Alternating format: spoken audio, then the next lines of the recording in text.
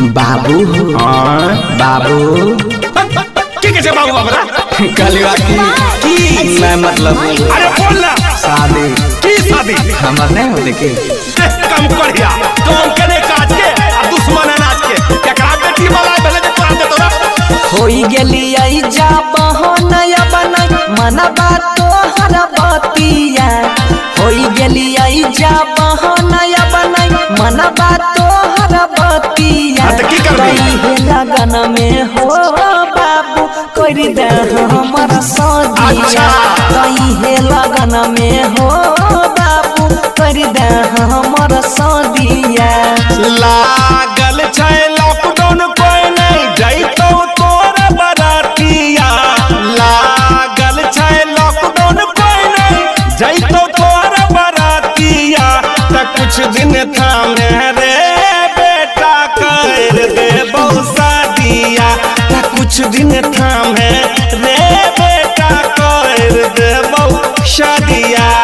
बुझली की बुझबे प्यार मार अपना तके की बुझबाओ आ नहीं बुझली तो हम पंच उखाड़ ले भी रे की उखाड़ दे तोरा बताइया मकई के तुम लागत बाहर उखाड़ दे बाहर अरे सबर के फल बहुत मीठा होय छै बेटा अब हमरा बर्दाश्त ले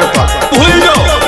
हां किया नहीं बुझै छो बापू बेटा के धर्म हो अच्छा चलै छियै गाँव में हमरा लागै छै शरम हो हां तो लागबे करतो सब कोई नहीं करतो शादी पसंद तोरा ऐसन कोई के काम के बेरा में सूतल रहै छी कंबल ओढ़ के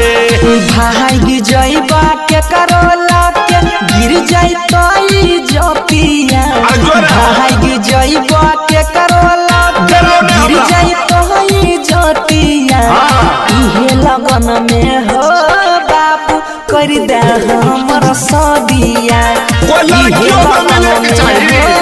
बाबू कर दे हमर किया नहीं बुझे जो अरे सब बुझे छिए लेकिन तोरा के देतो लड़की अपन कोई एक्शन नहीं ले जो ढिंढोरा पीट ले कहां पीट ले लड़की दे छै ओकरा जे कमाई छै करे छै हमर शादी के गम कमे पे हमरा इतना कोई नहीं कमे पे की कमे छै के हो पैसा कमबै छै जो जाके दिल्ली जाके कमा कौन चीज कमे पे रिक्शा जाके खींच छैला बिहारी से कह के मंगबा बर तुहारी अपन लिहती लक हमरा दी होया पछिया गारी शादी करैला किया करै छी इतना शोर रे कर देबो बेटा तोरा कनिया बेजोड़ रे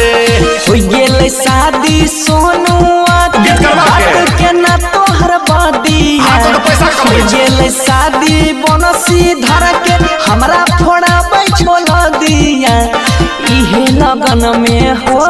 बाबू कर दे हमर सदिया तनी दाम धर रे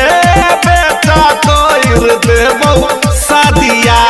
बुझली ज्यादा छटर पटर नहीं कर कुछ नहीं है तो जब तक लॉकडाउन है कत्यानी रिकॉर्डिंग स्टूडियो मानसी एक कन्या।